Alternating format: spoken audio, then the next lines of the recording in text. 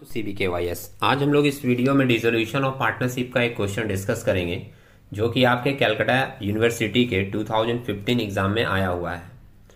ये आप देख रहे हो कि यहाँ पर ये क्वेश्चन CU BCom जनरल 2015 में आया है। जनरल के क्वेश्चन में एडजस्टमेंट थोड़े ऑनर्स के कंपैरिजन में कम होते हैं, ये हम लोग जानते हैं, लेकिन एक स्टेप लेने के लिए, प्रोसेस समझने के लिए ये क्वेश्चन आपके लिए बेनिफिशियल होगा।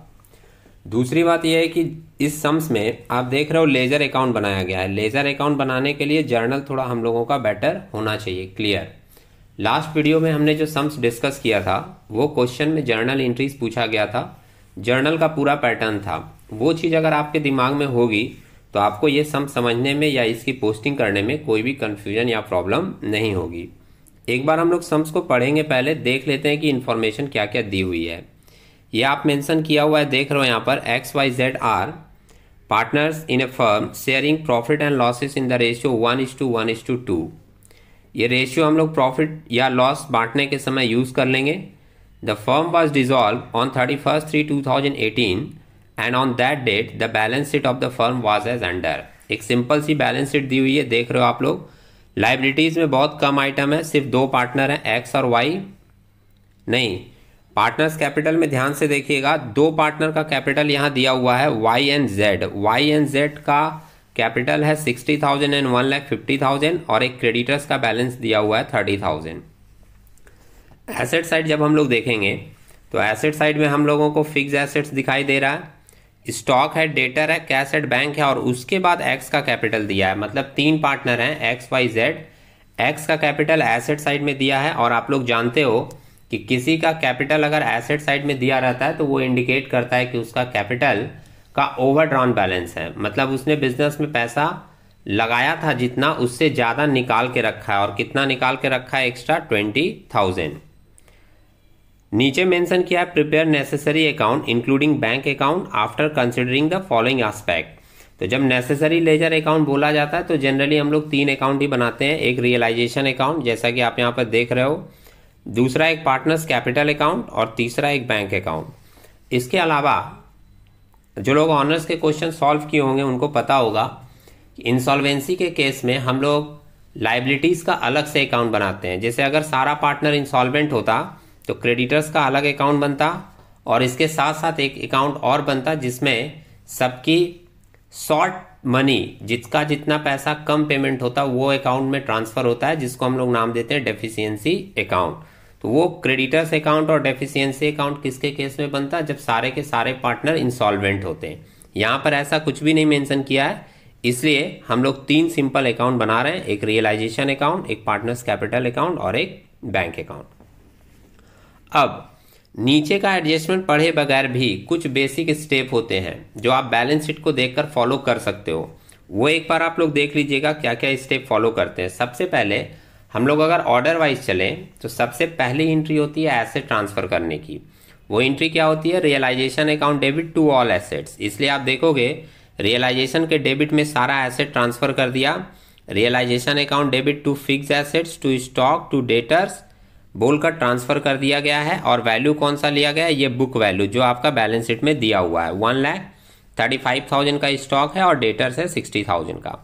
इसमें कैश एट बैंक का भी बैलेंस है 25,000, लेकिन जब हम लोग बैंक अकाउंट अलग से बनाते हैं तो उसको रियलाइजेशन अकाउंट में ट्रांसफर नहीं करते हैं, उसका बैलेंस हम लोग बैंक में दिखा देते हैं। आप यहाँ पर देख रहे हो टू बैलेंस BF बोलकर 25,000 का बैलेंस दिखाया हुआ मिल रहा है आपको।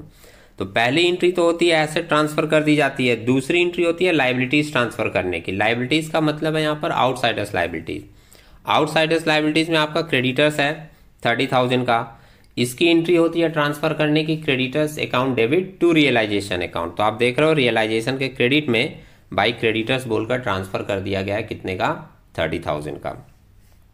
दो एंट्री सिंपली हो गया, एक हमने एसेट ट्रांसफर कर दिया, बैंक का बैलेंस बैंक में दिखा दिया, लाइबिलिटीज ट्रांसफर कर दी, उसके बाद जो कैपिटल का बैलेंस है वो आप कैपिटल अकाउंट में शो कर दीजिए। जैसे Y और Z का लाइबिलिटी साइड में कैपिटल दिया है तो कैपिटल अकाउंट में आप देखोगे बाई बैलेंस BF बोलकर Y और Z का बैलेंस यहाँ दिखाया गया है। और Z और X का कैपिटल एसेट साइड में दिया था 20,000, जो हमने कहा था कि ये निगेटिव कैपिटल है, ओवरड्रॉन है, तो इसका बैलेंस हम लोग कैपिटल अकाउंट के डेबिट साइड में दिखाते हैं। आप यहाँ पर देख रहे हो टू बैलेंस BF बोलकर एक्स का कैपिटल दिखाया यहाँ पर कितने का, 20,000 का। तो ये जो बेसिक स्टेप है जो बैलेंस शीट को देखकर हम लोग फॉलो करते हैं वो पहले हम लोग फॉलो कर लिए। अब देखो नीचे के एडजस्टमेंट में क्या दिया था। ए नंबर पॉइंट नीचे बोल रहा है fix assets realise rupees 1,17,000, 1,17,000 asset बेचकर मिला फिक्स एसेट्स।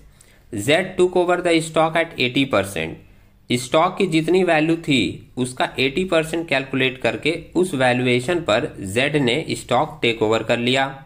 सी नंबर पॉइंट में बोल रहा है unrealise portion of debtor accounts rupees 6,000, debtor का बैलेंस यहाँ पर दिया हुआ है 60,000, जिसमें से मेंशन किया अनरियलाइज डेटर है, मतलब वो पैसा नहीं मिलेगा, आप उसको बैड डेट बोल सकते हो। 60,000 में 6,000 का हम लोगों का अनरियलाइज है, मतलब डेटर में से 6,000 काट कर 54,000 हम लोग रियलाइज कर सकते हैं। और लास्ट एक पॉइंट बोला है क्रेडिटर्स अलाउड 10% डिस्काउंट, मतलब जब क्रेडिटर्स को पेमेंट करेंगे तो हम लोग उसमें से 10% डिस्काउंट काट के तब पेमेंट करेंगे। ये सिंपल सा एडजस्टमेंट नीचे दिया। अब अगर एक एक इंट्रीज इससे रिलेटेड आपको पता है तो पोस्टिंग करने में आपको कोई प्रॉब्लम नहीं होगी। सबसे पहले एसेट बेचकर जो पैसा आ रहा है वो हम लोग रियलाइज करते हैं। फिक्स एसेट बेचा गया है, डेटर से पैसा मिला है, ये दोनों पैसा आएगा तो इसकी सिंपल जनरल एंट्री क्रिएट होती है bank account debit to realisation account. तो आप देखोगे रियलाइजेशन अकाउंट के क्रेडिट साइड में बाय बैंक अकाउंट बोलकर एसेट्स रियलाइज दिखाया है। फिक्स एसेट से कितना आया है 1,17,000 और डेटर्स में आप देख रहे हो 60,000 में से 6,000 माइनस करके दिखाया है 54,000 और ये टोटल रियलाइजेशन 1,17,000 और 54,000 ऐड करके दिखा दिया 1,71,000। ये पैसा आ गया रियलाइजेशन के क्रेडिट में रिकॉर्ड हो गया और चूंकि ये पैसा आया है तो बैंक के डेबिट में रिकॉर्ड होगा। आप बैंक अकाउंट में जाकर देखिए यहाँ पर टू रियलाइजेशन बोलकर आपको मिल रहा है एसेट्स रियलाइज कितने का 1,71,000 का एसेट्स रियलाइज कर लिए। नेक्स्ट एडजस्टमेंट मेंशन किया था कि जेड ने स्टॉक टेक ओवर कर लिया कितने के वैल्यूएशन में 80% के वैल्यूएशन में। आप यहां पर देखोगे स्टॉक की वैल्यू दी हुई है 35,000 का 80% अगर आप निकालोगे तो आपको वैल्यू मिलेगा 28,000। जब एसेट्स टेकन ओवर करता है कोई भी पार्टनर तो उसकी एंट्री होती है partners capital account debit to realisation account. तो पार्टनर्स कैपिटल अकाउंट के डेबिट में चले जाओगे, आप देखोगे यहाँ टू रियलाइजेशन बोलकर स्टॉक टेकन ओवर जेड में दिखा दिया कितने का 28,000 का। और रियलाइजेशन के क्रेडिट में आप जाओगे तो आपको बाय जेड कैपिटल बोलकर स्टॉक टेकन ओवर 35,000 का 80% निकाल कर दिखा दिया कितने का 28,000 का। तो स्टॉक टेकन ओवर वाली एंट्री भी हो गई। इसके बाद अनरियलाइज पोर्शन ऑफ डेटर्स काट कर हम लोग एसेट्स रियलाइज कर ही लिए थे। लास्ट में डी नंबर पॉइंट बोल रहा है कि क्रेडिटर्स को जब हम लोग पेमेंट करेंगे तो उन लोगों ने 10% का हमको डिस्काउंट अलाउ किया है। तो क्रेडिटर्स में 10% काट कर फिर हम लोग दिखा देंगे कि कितने का उसको पेमेंट करना है। क्रेडिटर का बैलेंस आप यहाँ पर देख रहे हो, क्रेडिटर्स की बैलेंस दी हुई थी यहाँ पर हम लोगों की लाइबिलिटी साइड में 30,000 का 10% आप डिडक्ट करोगे 3,000 तो बैलेंस बचेगा 27,000 हम लोग क्रेडिटर्स को पेमेंट कर देंगे और इसके पेमेंट की सिंपल एंट्री बनती है realisation account debit to bank account. तो रियलाइजेशन के डेबिट में आप देखोगे टू बैंक अकाउंट बोलकर क्रेडिटर्स को पेमेंट दिखा दिया 30,000 का 90% 27,000 और ये पैसा गया है हम लोगों के पास से, इसलिए बैंक अकाउंट के क्रेडिट साइड में आपको बाय रियलाइजेशन बोलकर पेमेंट टू क्रेडिटर्स दिखा दिया गया है कितने का 27,000 का। अब जितनी भी इंफॉर्मेशन सम्स में थी वो सारी की सारी इंफॉर्मेशन हम लोगों ने पोस्टिंग कर दी। अब एक एक अकाउंट करके हम लोग टोटल करते हैं। तो सबसे पहले हम लोग रियलाइजेशन अकाउंट टोटल करते हैं। आप क्रेडिट साइड का ऐड करोगे पहले 30,000 प्लस 1,71,000 प्लस 28,000 तो टोटल आपको मिलेगा 2,29,000। ये 2,29,000 से डेबिट का सारा बैलेंस हम लोग माइनस करेंगे तो माइनस करके बैलेंस बच रहा है 7,000। डेबिट साइड में जो बैलेंस आता है वो इंडिकेट करता है कि वो हमारा प्रॉफिट है। ये 7,000 का प्रॉफिट तीनों पार्टनर में बांट दिया जाएगा। रेशियो सम्स के स्टार्टिंग में दिया था 1:1:2 तो 7,000 इंटू 1/4 करोगे तो x का आ जाएगा 1750। 7,000 इंटू 1/4 करोगे तो y का आ जाएगा 1750 और 7,000 इंटू 2/4 करोगे तो z का आ जाएगा 3,500। ये प्रॉफिट जो निकला ये प्रॉफिट हम लोग क्या करेंगे पार्टनर्स कैपिटल अकाउंट में ट्रांसफर कर देंगे। यहाँ डेबिट साइड में है तो पार्टनर्स कैपिटल के क्रेडिट साइड में बाय रियलाइजेशन प्रॉफिट बोलकर आप देख रहे हो यहाँ पर दिखा दिया है एक्स का 1750, वाई का 1750 और जेड का 3500। अब हम लोग क्या करते हैं, ये प्रॉफिट ट्रांसफर करने के बाद आप पार्टनर्स कैपिटल अकाउंट का टोटल करोगे, सिंपल। और टोटल करने के बाद जिस साइड में जिसका बैलेंस आएगा वो बैंक अकाउंट से पेमेंट कर दोगे। जैसे सबसे पहले अगर हम लोग एक्स का देखें तो एक्स का डेबिट साइड में ज्यादा अमाउंट है, 20,000 दिख रहा है आपको। तो 20,000 में से हम लोग क्रेडिट का 1750 माइनस करेंगे, बैलेंस आ रहा है कितना, 18,250। ये जो बैलेंस है वो बाय बैंक अकाउंट बोलकर फाइनल कंट्रीब्यूशन बैलेंसिंग फिगर निकाल कर यहाँ पर दिखा देंगे। कहने का मतलब क्या होता है कि एक्स ने 20,000 पहले ही बिजनेस से निकाल के रखा था और प्रॉफिट उसको मिल रहा है सिर्फ 1750, तो बाकी का जो उसका पैसा एक्स्ट्रा वो निकाल कर रखा था वो उसको लाकर बिजनेस में देना पड़ेगा। इसलिए हम लोग उसको बाय बैंक अकाउंट बोलकर दिखा दिए हैं एक्स में कितना, 18,750। और चूंकि एक्स ये पैसा देगा, ये पैसा बिजनेस में आएगा, तो बैंक अकाउंट के डेबिट साइड में भी इसकी पोस्टिंग दिखाई जाएगी।